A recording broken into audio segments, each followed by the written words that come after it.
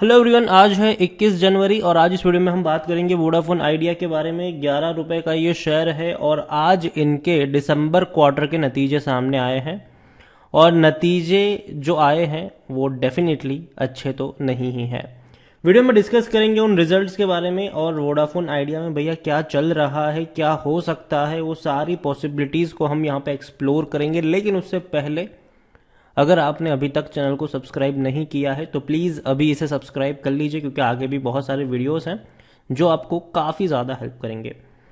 तो चलिए शुरू करते हैं। तो वोडाफोन आइडिया का जो शेयर है ये 12 रुपए से भी कम कीमत पर ट्रेड कर रहा है। बीच में बहुत बड़ी तेज़ी इसने पकड़ी थी, तब से मैं कह रहा था कि भैया मत खरीदना मत खरीदना मत खरीदना, क्योंकि क्योंकि फंडामेंटल्स तौर पे शेयर उतने अच्छी पोजीशन पर तो नहीं ही है। और दूसरी जो सबसे बड़ा जो झटका दिया वो सरकार ने दिया था यहाँ पर।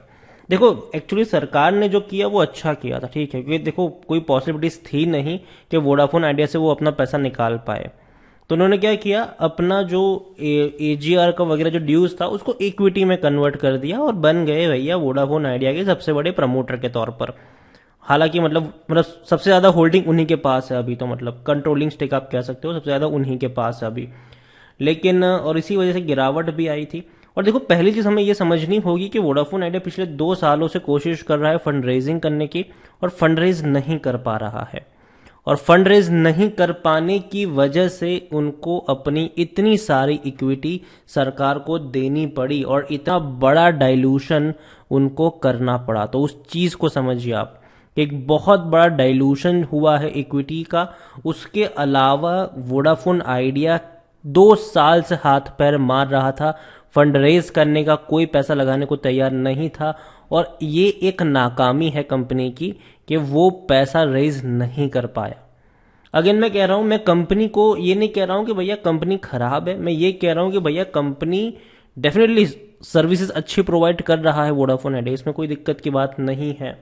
लेकिन फिर भी अगर देखा जाए तो हर रोज इनके सब्सक्राइबर्स जो है वो कम होते जा रहे हैं। अब इनके नतीजे भी आ गए और नतीजे में जो एक्सपेक्टेड था वही हुआ है। इनको नुकसान हुआ है, 7,230 करोड़ का लॉस हुआ है इनको इस क्वार्टर में। पिछले साल इनको 7,132 करोड़ का लॉस हुआ था। तो भैया लॉसेस बढ़ रहे हैं इस कंपनी के लॉसेस अभी भी है। पिछले 3 क्वार्टर्स में इस कंपनी ने 7,000 करोड़ से भी ज्यादा का लॉसेस दिखाया है। 22 से 23,000 करोड़ का 3 क्वार्टर का ये लॉस हो रहा है। तो पहली चीज तो ये कि ये अच्छी बात तो भैया इनके लिए नहीं है। एक अच्छी बात यहां पर ये जरूर है कि Vodafone idea reported 5.2% rise in average revenue पर यूजर। आरपूज की मैं बात करूं तो आरपूज इनका 115 रुपए का है, मतलब कि एक पर्सन 115 रुपए खर्च करता है वोडाफोन आइडिया में, जो कि देखा जाए। और एक और बड़ी खबर यहां पर यह भी है कि वोडाफोन आइडिया भले ही इनके आरपूज बढ़ रहे हैं, रेवेन्यू पर यूजर बढ़ रहा है, लेकिन इनके सब्सक्राइबर्स कम हो रहे हैं। अगर आप देखो तो टोटल सब्सक्राइबर इनके बचे हैं 247.20 मिलियन यूजर्स हैं इनके पास। जो देखा जाए तो पिछले क्वार्टर में 253 मिलियंस थे, मतलब 6 मिलियन सब्सक्राइबर इनके, 60 लाख सब्सक्राइबर होते हैं ये, 6 मिलियन सब्सक्राइबर इनके कम हो गए, वो सिर्फ 3 महीने के अंदर। तो कंपनी के लिए ये बिल्कुल भी अच्छी बात यहां पर मेरे हिसाब से नहीं है। इनके सब्सक्राइबर लगातार कम हो रहे हैं और ये एक सबसे बड़ा इश्यू इनके लिए जरूर है। हालांकि टैरिफ हाइक जरूर किया है, जो 49 रुपीज का प्लान था उसको बढ़ा के 79 का कर दिया है इन्होंने। और टैरिफ हाइक सिर्फ वोडाफोन आइडिया नहीं किया है, भारतीय एयरटेल से लेकर रिलायंस जियो हर किसी ने टैरिफ हाइक बढ़ाया है। और अगर एक और चीज अगर हम देखने की कोशिश करें इस कंपनी की, तो दिक्कत तो है, ऐसा नहीं कि चीजें बेहतर हो रही है, दिक्कत अभी भी है। और एक साल का अगर आप ग्राफ देखोगे तो पता चलेगा कि वोडाफोन आइडिया ने जब भी बड़ी रफ्तार पकड़ी है वो दोबारा टूटा भी है। तेजी पकड़ी टूट गया, तेजी पकड़ी टूट गया, अब तो बड़ी गिरावट आई है यहाँ पर। अब नतीजे भी आए हैं, मंडे को जो मार्केट खुलेगा डेफिनेटली आपको गिरावट देखने को मिलेगी, थोड़ी और गिरावट है। और जब से सरकार ने यहाँ पर इक्विटी, देखो पहली चीज है कि सरकार को ये खरीदने की जरूरत कब पड़ी, जब उनको, और देखो सरकार कभी भी यहाँ से एग्जिट भी कर जाएगी आने वाले दिनों में, ठीक है, हालांकि इतनी जल्दी नहीं करेगी। और दूसरी बात यह है कि अभी पूरा का बस सरकार का पैसा चुकता नहीं हुआ है, अभी और भी बाकी है भैया, तो आने वाले समय में और इक्विटी लेने की जरूरत पड़ेगी इनको। तो ये जो गेम है वो मुझे लगता नहीं कि इतना जल्दी खत्म हो जाएगा।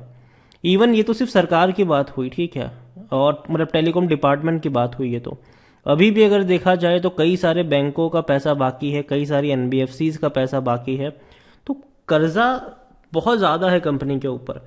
देखो कंपनी शॉर्ट टर्म के लिए चल जाएगी, मैं मानता हूँ चल जाएगी, एटलीस्ट 2-3 साल तक कुछ नहीं होगा इसे, ठीक है, थोड़ा सा भैया फ्यूल मिल चुका है, लेकिन फिर भी थोड़ा समझने की कोशिश करिए कि इनके पास फंड रेज नहीं हो पा रहे हैं, इनको इक्विटी देनी पड़ रही है। और दूसरी सबसे बड़ी बात यहाँ पर यह है कि इनको कंपटीशन इतनी बड़ी है टेलीकॉम में, रिलायंस और एयरटेल इनको इतनी तगड़ी टक्कर दे रहे हैं कि इनको अगर अपने सब्सक्राइबर को बचाए रखना है, संभाले रखना है, तो इनको पैसा खर्च करना पड़ेगा, और पैसा खर्च ये लोग कर नहीं सकते हैं। वॉल्यूम्स बहुत ज़्यादा है, 17 करोड़ तक के वॉल्यूम्स नजर आए हैं, 35,000 करोड़ के आसपास का मार्केट कैप है, लार्ज कैप शेयर है ये। यहाँ पर अगर देखें तो हर क्वार्टर में बड़ा लॉस हुआ है। जून क्वार्टर में 7,300 करोड़ का लॉस था, सितंबर में 7,130 करोड़ का लॉस था, इवन इस बार भी 7,230 करोड़ का लॉस हुआ है। तो लॉसेस हर क्वार्टर में हो रहे हैं, और वो भी बड़े बड़े लॉसेस है। Vodafone Idea according to Moneycontrol user 24% लोग आपको यहाँ पर बेचने की बात कर रहे हैं, बाकी के लोग खरीदने की सलाह दे रहे हैं। रेवेन्यू इनके बढ़ जरूर रहे हैं, लेकिन अब एक तरह पे जाके स्टिक हो रहे हैं। अब देखना होगा कि भैया इनके और बढ़ेंगे कि नहीं। देखो इन्होंने प्राइस बड़े बढ़ा दिए, ठीक है, लेकिन दिक्कत यहाँ पर यह है कि वैसे वैसे इनके सब्सक्राइबर्स भी कम हो रहे हैं, यूजर्स भी कम हो रहे हैं, तो वो एक सबसे बड़ा दिक्कत है इनके लिए। और कंपनी प्रॉफिट में तो है ही नहीं, और अभी और लॉसेस देखने पड़ेंगे इनको। 3 क्वार्टर में ऑलरेडी 21 से 22,000 करोड़ का नुकसान तो दिखा ही चुके हैं ये। अभी चौथे क्वार्टर में भी शायद आपको और बड़ी गिरावट देखने को मिल सकती है। वोडाफोन आइडिया खरीदारी का सही मौका है, ये कहना है टिकर टैप का, मेरा नहीं। मुझे लगता है कि अभी के लिए वोडाफोन आइडिया से थोड़ा सा दूर ही रहे तो फायदे में रहेंगे। और शेयर होल्डिंग पैटर्न, हालांकि मुझे लगता है कि काफ़ी ज़्यादा चेंजेस देखने को मिलेंगे अभी आपको यहाँ पर। अभी भले 72% की होल्डिंग प्रमोटर के पास देखने को मिली है, लेकिन अब जब मार्च का डेटा अपडेट होगा तब काफ़ी ज़्यादा चेंजेस देखने को मिलेंगे। 1.03% की होल्डिंग जो म्यूचुअल फंड की वो भी शायद कम होती नजर आएगी, क्योंकि देखो शेयर का डाइल्यूशन हुआ है यहाँ पर, तो उस चीज़ को समझिए। 4.20% की जो एफआईएस की होल्डिंग है वो भी कम होती हुई नजर आएगी। तो नतीजे जो आए हैं, ऐसा नहीं है कि कोई बहुत बड़ा सरप्राइज दिया है, सरप्राइज नहीं है। लॉस होगा ये एक्सपेक्टेड था, और 7,000 करोड़ के आसपास ही होगा ये भी एक्सपेक्टेड था यहाँ पर। तो वोडाफोन आइडिया को लेकर यही कहूंगा मैं कि भैया अभी के लिए इस कंपनी से थोड़ा बहुत दूर रहे। इसका मतलब ये नहीं कि कंपनी बर्बाद हो जाएगी, देखो डेफिनेटली 2-3 सालों तक तो ये आपको तेजी और गिरावट का खेल दिखाती रहेगी, लेकिन मुझे अभी इस प्राइस पे ये महंगा लग रहा है। अगर ये 8-9 रुपए के आसपास पहुंचता है तो वहां से शॉर्ट टर्म के लिए एक रिस्क लिया जा सकता है, 1-2 रुपए मतलब 2-3 रुपए के गेन के लिए। वरना अभी के लिए तो मैं कहूँगा बस आराम से बैठो, वेट एंड वॉच।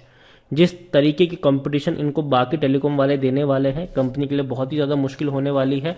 आने वाले समय में फंड रेज करना इनके लिए बहुत ही दिक्कत वाला काम होने वाला है, और अभी और कर्जा भी चुकाना है। कैसे कैसे चुकाएंगे वो तो आने वाला वक्त ही बताएगा। वीडियो को यहीं पे एंड करूंगा। पसंद आया हो तो लाइक करें, शेयर करें।